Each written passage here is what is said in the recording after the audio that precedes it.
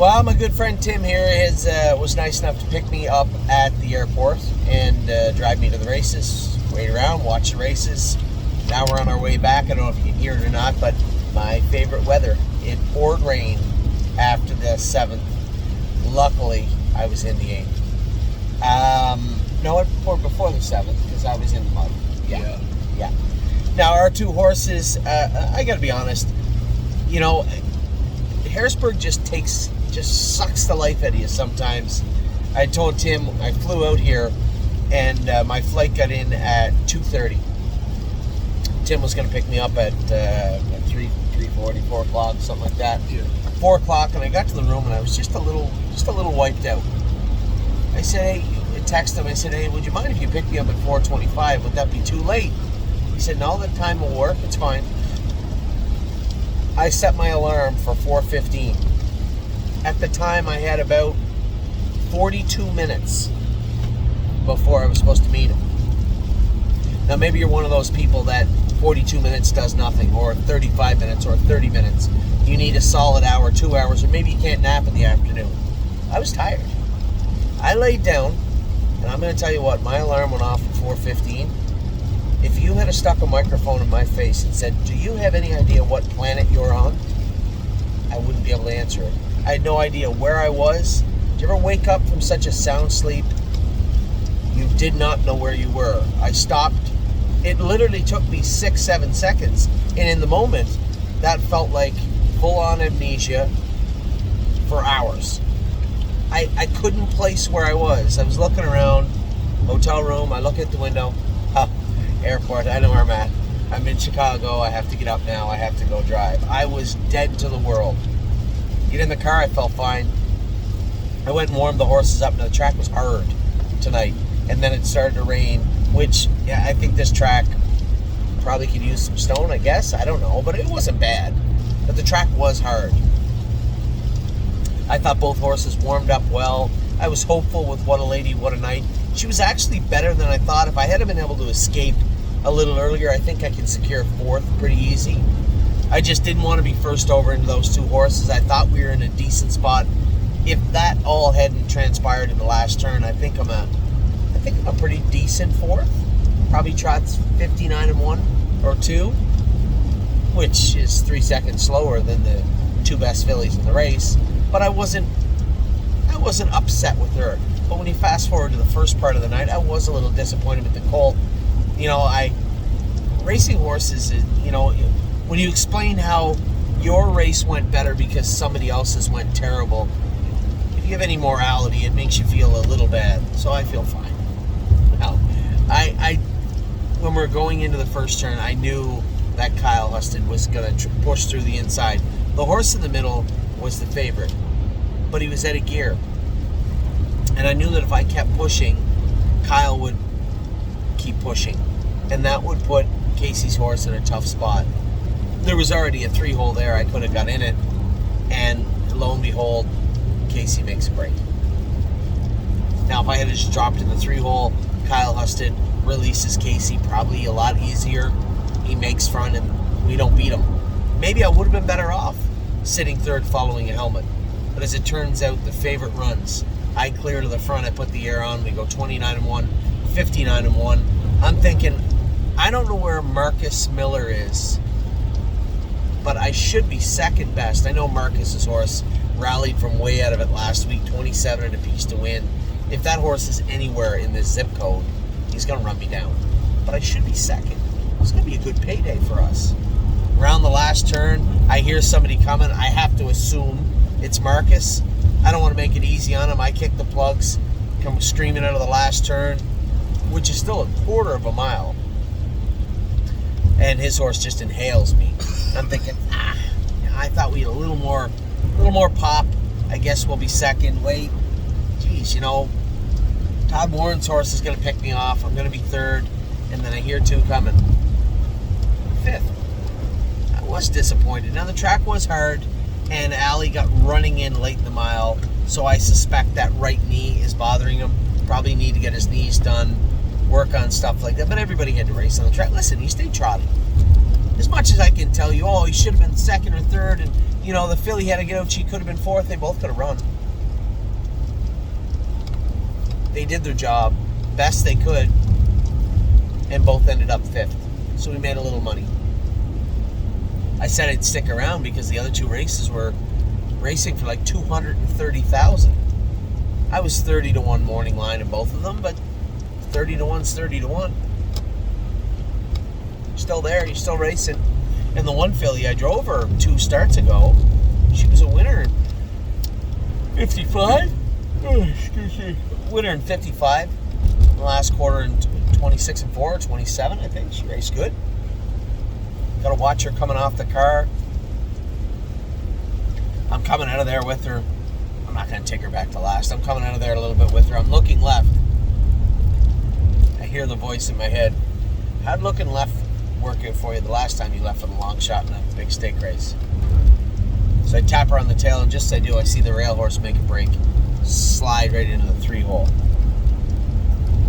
She followed very, very well. In fact, for a split second, part way down the stretch, I thought I was going to maybe come on for second. She had paced at the wire. Most importantly, I forgot, you're so enthralled with what's going on with the stable. I'm so focused on us and our horses that it never dawned on me until we pulled up how important that race was to the guy who owned that horse, to the guy who trained that horse. Very small owners, small trainer. I think I looked the filly up. They paid like $5,500 for her. It was like a $25,000 race for them. 30. It was a big deal for them. He was over the moon.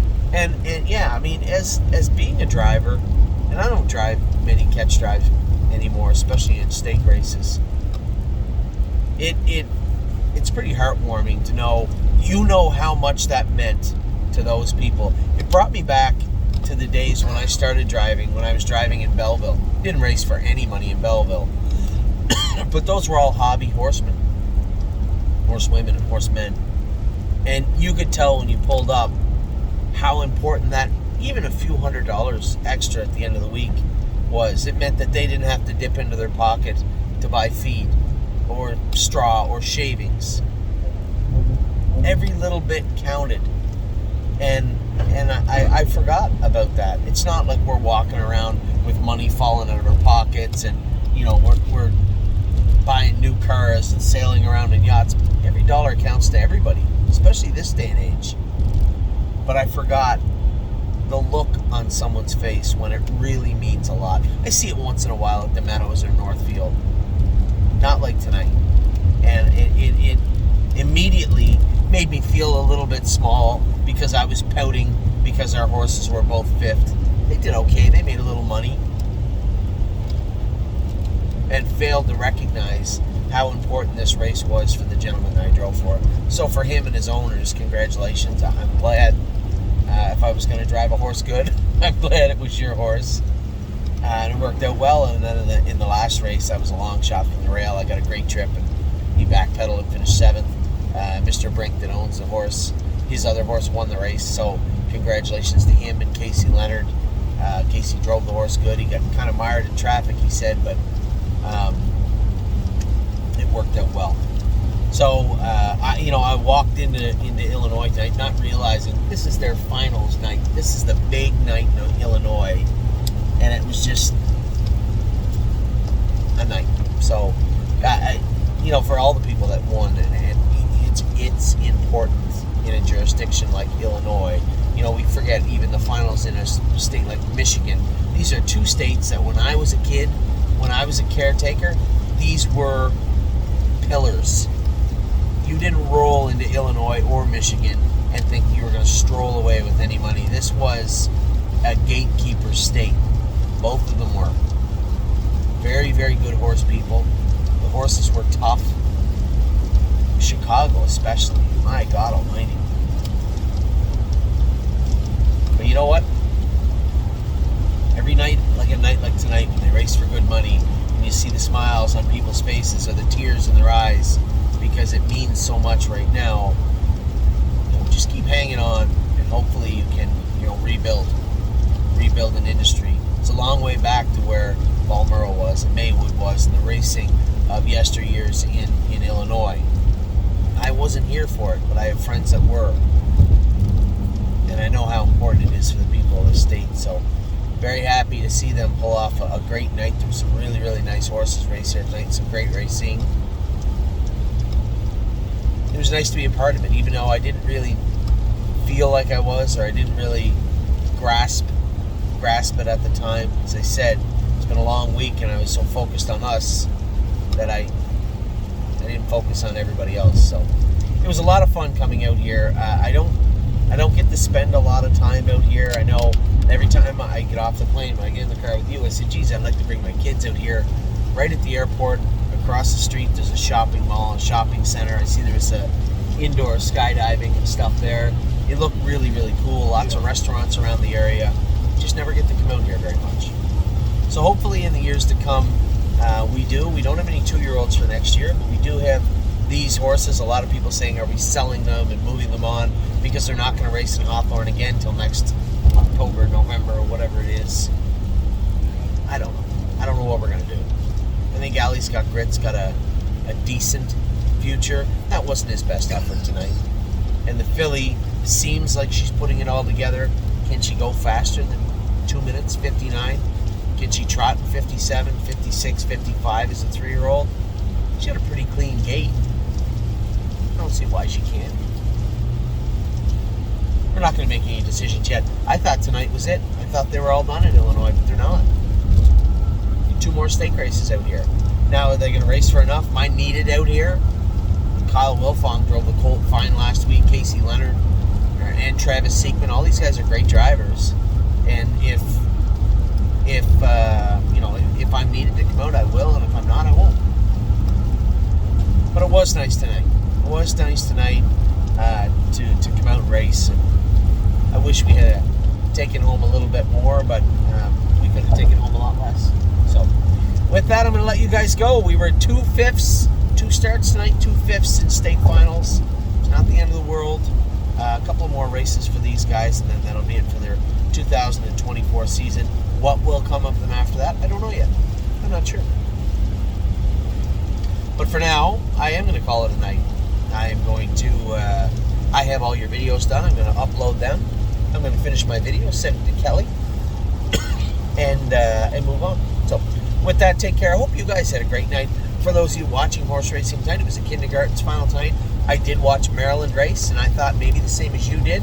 Looked like, what's that, Montecero? It was funny, I was looking back and saw that horse. I think Andrew Harris said something. He raced good. I thought for a second Dave Miller had him, but Maryland dug back in. He's a nice horse. He's a really nice horse. So, hopefully we can do that next year. We get some nice horses too at the sale, and hopefully we can make the most of it in 2025. Certainly have had a good 2024. So with that, for me, that might be a wrap in Illinois. It's not for our horses, but we'll see. Take care. Have a wonderful rest of your night. Talk to you all very soon.